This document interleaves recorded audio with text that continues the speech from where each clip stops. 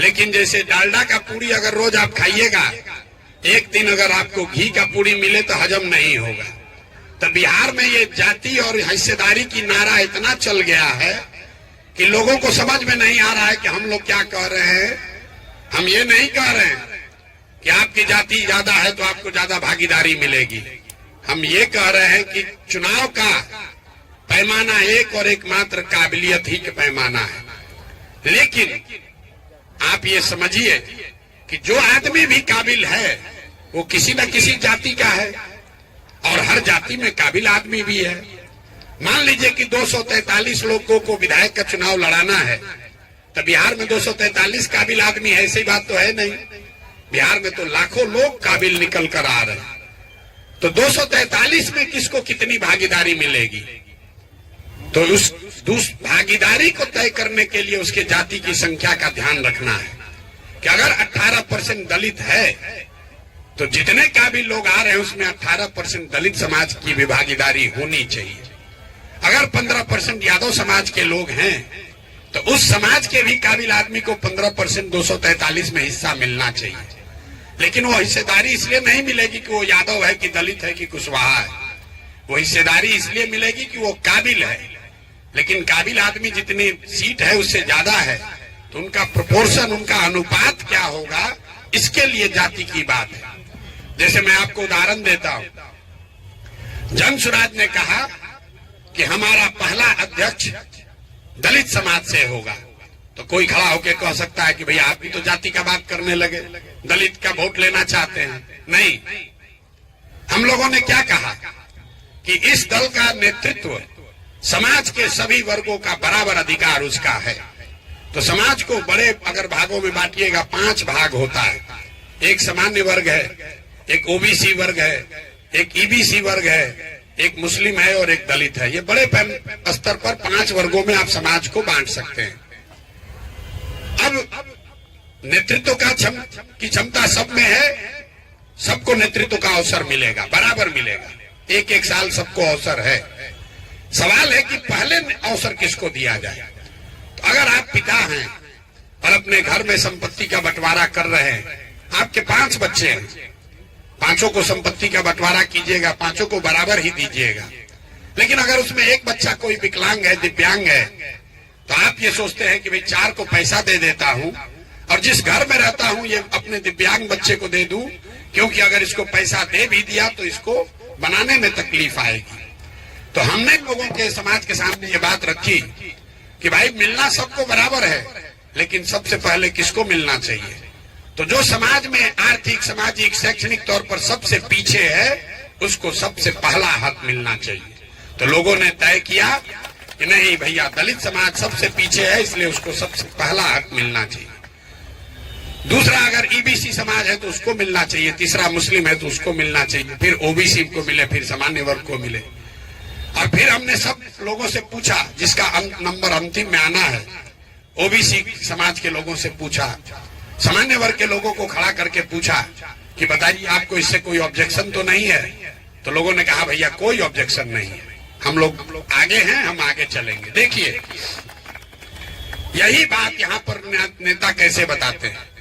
दलित समाज के लोगों को, ईबीसी समाज के आदमी को कहता है कि सामान्य वर्ग का आदमी है, ये आगे बढ़ गया है, इसको छीनो, इससे झगड़ा करो, ये तुमको लूटा है, ये तुमको बर्बाद किया है।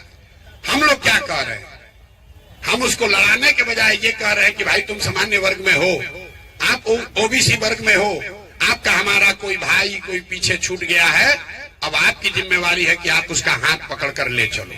तो हम लड़ाने की बात नहीं कह रहे हैं, हम जो आगे चला गया उसको ये जिम्मेवारी का एहसास करा रहे हैं कि अगर आपका भाई कोई पीछे छूट गया है तो उसको लेकर साथ में चलिए। दोनों में फर्क है, लेकिन फर्क नुआंस है, डिटेल में है। और अभी जमाना है 2020 का, व्हाट्सएप का। आपको लगता है हाँ या ना, जाति का राजनीति कीजिएगा कि नहीं कीजिएगा। अरे भाई, अगर आप राजनीति करते हैं तो समाज के सभी पहलुओं को आपको लेकर चलना है। जाति भी समाज की एक बड़ी सच्चाई है, लेकिन जाति समाज की एकमात्र सच्चाई नहीं है। अगर आप राजनीति कर रहे हैं तो जैसे आपको समाज की गरीबी को समझना है, समाज के विश्वास को, आस्था को समझना है, वैसे ही समाज की जाति को भी आपको समझना है। लेकिन जाति को समझकर राजनीतिक समायोजन करना और जाति की राजनीति करना, दोनों में जमीन आसमान का फर्क है। समझ आपको जरूर होनी चाहिए। जिसकी जो भागीदारी बनती है वो आपको देना बनता है, लेकिन इसके लिए आपको जातियों में आपस में विद्वेष फैलाने की जरूरत नहीं है, आपस में उसको लड़ाने की जरूरत नहीं है। बिहार में पिछले 30 वर्ष में जातियों को हिस्सेदारी, भागीदारी नहीं दी गई, उनकी चिंता नहीं की गई, उनको आपस में लड़ाया गया। जैसे यहाँ देख लीजिए, जितने बहुत यहाँ पर युवा साथी आए हैं, सरकारी नौकरियों का अलग क्रेज है बिहार में। जिसको देखिए वो खुद सरकारी नौकर बनना चाहता है, अपने बच्चे को सरकारी नौकरी दिलाना चाहता है। लोग दावा कर रहे हैं कि 10 लाख नौकरी दे देंगे, कोई कहता है हम नौकरी में 50% रिजर्वेशन दे देंगे, कोई कह रहा है हम 70 कर देंगे। और जो गरीब पढ़ा लिखा नहीं, उसकी बात छोड़िए, जो पढ़े लिखे लोग हैं उसको भी नहीं बुझा रहा है। मैं आपको एक आंकड़ा देता हूं, पूरे बिहार में चपरासी से लेकर मुख्य सचिव तक टोटल जितने लोग सरकारी नौकरी में हैं, सबकी गिनती कीजिएगा तो कुल 23 लाख लोगों को ही सरकारी नौकरी मिला है।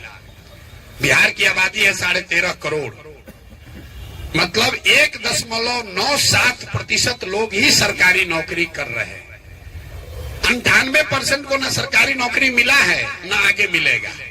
लेकिन 13 करोड़ लोग को बेवकूफ बनाकर सरकारी नौकरी का गाजर ऐसे लटका दिया और आप लोग उसी में लगे हुए हैं, सारे लोग, हम लोग, कि किसको पहले मिल जाए। उसी में लड़के ट्यूशन कर रहे हैं, उसी में रिजर्वेशन के लिए आंदोलन चल रहा है, उसी में कोई अपना सर्विस कंडीशन बनाने के लिए लड़ रहा है। भैया अगर सब आपको रिजर्वेशन मिल भी जाए तो भी 23 ही लाख तो हुआ, 98% आदमी को तो कोई फायदा होना ही नहीं है। ये यहाँ की परेशानी। जब तक आप चीजों को समझेंगे नहीं, जब तक जो समझ रहे हैं उस पर अमल नहीं करेंगे, तब तक सुधार नहीं संभव है। हम 2 बरस से चल रहे हैं, उससे सुधार नहीं होगा। लोगों की चेतना यहाँ दब गई है, मरी नहीं है, दब गई है। अगर मर गई होती तो कोई, हम पैदल चल रहे होते, कोई आता ही नहीं।